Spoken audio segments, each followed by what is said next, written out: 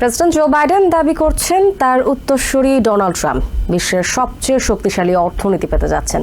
মঙ্গলবার ওয়াশিংটনের ব্রুকিংস ইনস্টিটিউটে দেয়া ভাষণে তিনি আরও বলেন, গত 4 বছরে তার প্রশাসন যেসব সুদূরপ্রসারী পরিকল্পনা নিয়েছে তার সুফল পেতে দেশের মানুষকে আরও কয়েক বছর অপেক্ষা করতে হবে। ওয়াশিংটন ভিত্তিক নীতি গবেষণা প্রতিষ্ঠান ব্রুকিংস ইনস্টিটিউশনে দেয়া ভাষণে প্রেসিডেন্ট জো বাইডেন মন্তব্য করেন, করোনা মহামারীর সময় বিশ্ব অর্থনীতিতে যে ধরনের টালমাটাল পরিস্থিতির সৃষ্টি হয়েছিল তার মধ্যে আমেরিকাকে সঠিক পথে পরিচালনা করা সহজ ছিল না। অর্থনীতিকে সঠিক পথে পরিচালনা করতে তার প্রশাসন নিরলস শ্রম দিয়ে গেছে উল্লেখ করে সব স্তরের কর্মকর্তাদের ধন্যবাদ জানান বাইডেন। করোনা মহামারীর কারণে দেশের পণ্য সরবরাহ ব্যবস্থা প্রচণ্ড ক্ষতিগ্রস্ত হয়েছিল উল্লেখ করে বাইডেন বলেন, উচ্চ মূল্যস্ফীতি আর পণ্য সরবরাহে ঘাটতি মোকাবেলা করে দেশের অবকাঠামোগত উন্নয়ন কাজে গতি আনতে তার প্রশাসন সর্বোচ্চ চেষ্টা করেছে। দেশের মধ্যবিত্তরা প্রশাসনের সে সময়ের কাজের সুফল এখন পাচ্ছে বলে দাবি করেন বাইডেন। দেশের অর্থনীতি এখন অন্য যে কোনো সময়ের চেয়ে ভালো অবস্থানে আছে দাবি করে বাইডেন বলেন, সেমাই কন্ডাক্টরের মতো যেসব খাত চায়নার উপর নির্ভরশীল ছিল সেসব খাতেও দেশ এখন স্বয়ংসম্পূর্ণ।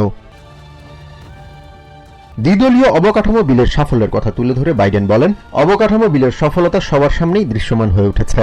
দেশের বেশিরভাগ মানুষের স্বার্থে রাজনৈতিক বিভাজনকে কমানোর বিষয়ে গত 4 বছরে অনেক নতুন নিদর্শন স্থাপিত হয়েছে বলেও জানান তিনি।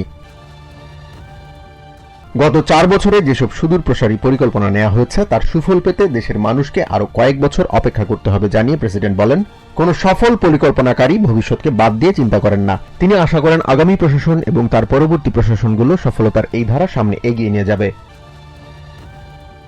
ইউক্রেনে রাশিয়ার আগ্রাসনের কারণে সারা বিশ্বে জ্বালানির মূল্য বৃদ্ধি ঘটেছে জানিয়ে বাইডেন বলেন, জ্বালানি খাতে যাতে সংকট সৃষ্টি না হয় সে লক্ষ্যে দেশের জ্বালানি সক্ষমতা বাড়ানো হয়েছে। গত 4 বছরে বিশ্বের কোথাও গ্যাসোলিনের দাম আমেরিকার মতো এতটা নিয়ন্ত্রণে ছিল না বলেও দাবি করেন তিনি।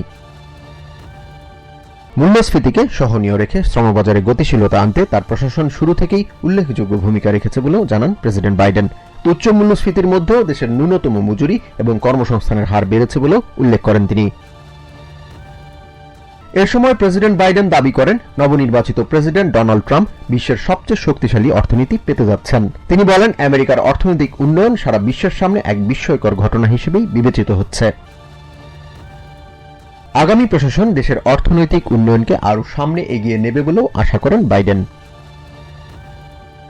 জাহান মিথুন, TVN 24 news desk. New York থেকে সম্প্রচারিত TVN 24 টেলিভিশন বিশ্বজুড়ে বাঙালির কণ্ঠস্বর।